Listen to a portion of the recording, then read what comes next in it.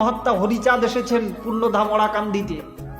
আমরা যারা তার ভক্ত রয়েছি, ফলোয়ার্স রয়েছি, তারা অনেক সময় বৈষ্ণবের সাথে ফিরিয়েকশন হবে, আমাদের হরিচাঁদ বড়, এ বলবেন না না কৃষ্ণই বড়। তত্ত্বগত বোধের অভাব, আমরা তত্ত্ব জানি না, তথ্য নিয়ে চলছি সবাই। এখনকার সময়টা আমাদের গন্ডগোল করে একসাথে মরার সময় নয়। সঙ্গবদ্ধ হতে হবে, বিভক্ত হলে হবে না, ভক্ত হতে হবে, মিশে যেতে হবে।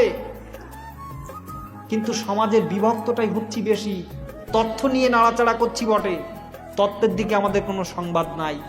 যশোমন্ত ঠাকুর তিনি একাদশীতে তার গৃহে, অর্থাৎ হরিচাঁদের বাবা একাদশীতে তার গৃহে সন্তান মারা গেলেও তিনি কিন্তু একাদশী হরিবাসনে সেই বৈষ্ণবীয় অনুষ্ঠান বন্ধ করেন না, এটা হরি লীলামৃতে লেখা। তাহলে দেখুন, তত্ত্বগত দৃষ্টিতে আপনার তারকচাঁদর্শিনী গান পড়েন, অহৈতুকী প্রেম ভক্তি করি ঘটলো অবলার ভাব, মুক্তির আসে আছো বসে হলো না সে ভক্তি লাভ, পহেলা নেব অনুরাগ মরমে লাগলো না সে দাগ, ঘটলো না বৈরাগ্য বিরাপ পেলেম না সে মহাভাব, মহাভাব ভাবি নিরাশে আমার মহানন্দ বেড়ায় ভেসে, গোলক তারকচন্দ্র সেই রূপরসে করে হরিশিহরণ, তারকচাঁদ সেই রূপে মাখা পেয়ে সে স্বরূপের দেখা, অশ্বিনী তুই এমনই বোকা নীলি না স্বরূপের সৌরভ। তাহলে দেখুন তো অমিল কোথায়, কিন্তু আমরা অমিল করি, বিভেদ সৃষ্টি করার চেষ্টা করি।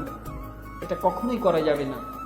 যিনি সাধক তিনি বস্তুত সাধনাই করে চলেন, নিন্দা তার মুখে শোভা পায় না, হিংসা তার মুখে শোভা পায় না।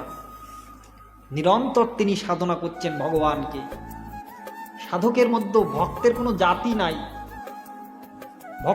ভক্ত ব্রাহ্মণ নয়, ভক্ত ক্ষত্রিয় নয়, ভক্ত মুসলমান নয়, ভক্ত খ্রিস্টান নয়। তাই যদি হতো তাহলে আমাদের মায়াপুরে সারা বিশ্বে কিন্তু এখন কৃষ্ণ ভাবনামৃত ছড়িয়ে গেছে, সারা বিশ্বে ভগবানের ভক্ত আছে। তারা তো অন্যান্য সম্প্রদায় থেকে এসেছে। তাহলে ভক্তের কোনো জাতি হয় না, কোনো জাত দিয়ে ভক্তকে নির্দেশ করা যায় না, এটাই হচ্ছে তার লক্ষ্য। ভক্তের লক্ষ্য হচ্ছে এটাই যে তিনি ভগবানকে নিরতই সাধনা করেন।